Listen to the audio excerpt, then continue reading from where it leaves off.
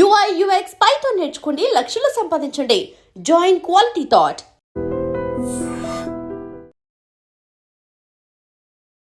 తెలంగాణ కుంభమేళా మేడారం జాతర అంగరంగ వైభవంగా జరుగుతోంది. నిన్న సాయంత్రం పూట రాత్రి పూట సమ్మక్క గద్దె మీదికి చేరడంతో ఇక అన్ని గద్దెలతోని తల్లులు అట్లాగే పగిడిద్దరాజు గోవిందరాజు గద్దెలు నిండుగా ఉండడం, దీంతో భక్తుల సంఖ్య విపరీతంగా పెరిగిపోయింది.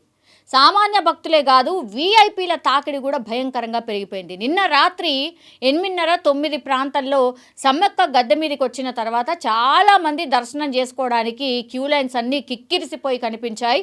దగ్గర నిన్ననే ఒక 20-30 లక్షల మందికి దర్శనాలు చేసినట్టుగా అధికారికంగా అయితే అధికారులు కూడా చెప్తున్నటువంటి సిచ్యువేషన్. దీంతో నిన్న అర్ధరాత్రి అంటే సమ్మక్క గద్దె మీదకి వచ్చిన తర్వాత అటు వీఐపీలు ఇటు సామాన్య భక్తులు వీళ్ళందరూ కూడా పెద్ద ఎత్తున క్యూ లైన్స్ అన్ని కిక్కిరిసిపోవడమే కాకుండా ఈ వీవీఐపీ ఎంట్రీస్ ఎక్కడైతే ఉంటాయో అక్కడ కూడా వీవీఐపీలు ఎంట్రీ కావడం, తర్వాత పోలీసులకు సంబంధించిన వాళ్ళు కావచ్చు, దెన్ సామాన్య భక్తులు కూడా ఎగ్జిట్ దారి నుంచి వీవీఐపీ ఎంట్రీస్ నుంచి సామాన్య భక్తులు కూడా చొచ్చుకు రావడంతో పోలీసులు కూడా ఏమీ చేయలేని పరిస్థితికి వచ్చేశారు. దీంతో కంట్రోల్ తప్పుతుంది అన్నటువంటి సమయంలోనే నిన్న అర్ధరాత్రి టైంలో పూర్తి స్థాయిలో పోలీసులు లాఠీ చార్జ్ చేయాల్సిన సిచ్యువేషన్ వచ్చింది. మేడారంలో క్యూ లైన్స్ అన్నీ కిక్కిరిసిపోయి ఉండడం, అదుపు తప్పడం, కంట్రోల్ చేయలేకపోవడం ఇవన్నీ దారి తీసిన నేపథ్యంలో సమ్మక్క వచ్చేటటువంటి టైంలో పూర్తి స్థాయిలో అదుపు తప్పినటువంటి సిచ్యువేషన్లో అయితే పోలీసులు ఇంకా ఒకానొక స్టేజ్లో చేతులు ఎత్తేశారు. దీంతో ఏం చేయాలో అర్థం కాని సిచ్యువేషన్లో ఇక లాఠీ చార్జ్కి పనిచెప్పారు. దీంతో పూర్తిగా క్యూ లైన్స్లో ఉన్నటువంటి మహిళలు, వృద్ధులు చాలామంది అయితే ఈ లాఠీ చార్జ్ చేయడంతో గాయాల పాలైనరు. వాళ్ళందరికీ కూడా తలలు పగిలినట్టు చెప్తున్నారు, చాలామందికి గాయాలైనట్టుగా కూడా చెప్తున్నారు. క్యూ లైన్స్లో ఎటు పోవాలో అర్థం కాక ఒక్కసారిగా లాఠీ చార్జ్ చేయడంతో మిగతా భక్తులు ఎవరైతే ముందు వరుసలో ఉంటారో వాళ్ళందరినీ వెనక్కి నెట్టే ప్రయత్నం చేయడం, ఇదంతా చేసేసరికి క్యూ లైన్స్లో ఉన్నటువంటి వాళ్ళు ఎటు పోలేక గాయాల పాలై చాలామందిని అయితే ఇప్పుడు హాస్పిటల్కి తరలించినటువంటి పరిస్థితి అయితే కనిపిస్తోంది. ఒక్కసారిగా ఈ వార్త బయటికి రావడంతో అలజడి అయితే చెలరేగింది అని చెప్పొచ్చు. ఎందుకంటే సమ్మక్క సారక్క జాతరకు సంబంధించి కొన్ని రోజుల నుంచి ప్రభుత్వం ఏర్పాట్లు చేస్తోంది. అందరూ కూడా ఆల్ డిపార్ట్మెంట్స్ కూడా డిప్లాయ్ అయి ఉన్నారు. ఒక్క చిన్న సంఘటన కూడా జరగద్దు అని సీఎం రేవంత్ రెడ్డి కూడా అధికారులకు, పోలీసులకు ఆదేశించినటువంటి నేపథ్యంలో ఒక్కసారిగా ఈ ఘటన జరగడంతో చాలామందికి గాయాలైనాయి అని తెలుసుకున్న తర్వాత సీరియస్గా ఒక ఆదేశం అయితే వచ్చింది. గ్రౌండ్లో ఉన్నటువంటి సమ్మక్క సారక్కని జాతరని హ్యాండిల్ చేస్తున్న వాళ్ళందరికీ కూడా ఒక ఆర్డర్ అయితే వెళ్ళింది.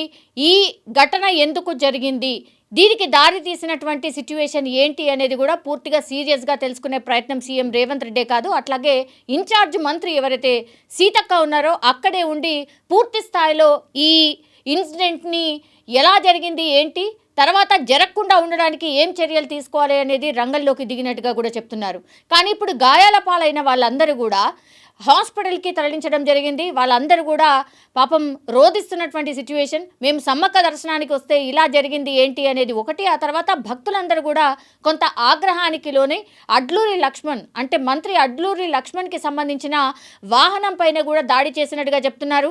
అట్లాగే వీవీఐపీస్ని కూడా మీరు ఎట్లా ఎలో చేస్తారు, ఇది సామాన్యుల కోసమా వీవీఐపీల కోసమా అనే ప్రశ్నను కూడా చాలామంది భక్తులు కూడా అడుగుతున్నట్టుగా చెప్తున్నారు.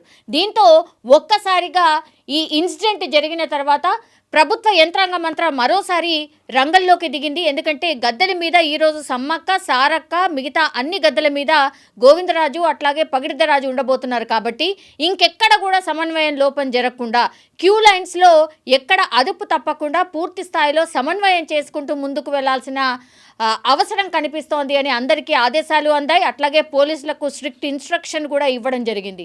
దీంతో ఇప్పుడు సమ్మక్క సారక్క రేపు ఈరోజు రేపు గద్దెల మీద ఉండరు కాబట్టి మళ్ళీ తిరుగు ప్రయాణం అయ్యేంత వరకు కూడా ఎక్కడ సమన్వయం లోపం జరగకుండా చూడాల్సిందే అని పూర్తిగా అధికారికంగా ఆదేశాలు అయితే వెళ్ళాయి. కానీ ఇప్పుడు దీని మీద తీవ్ర స్థాయిలో విమర్శలు వస్తూ ఉన్నాయి.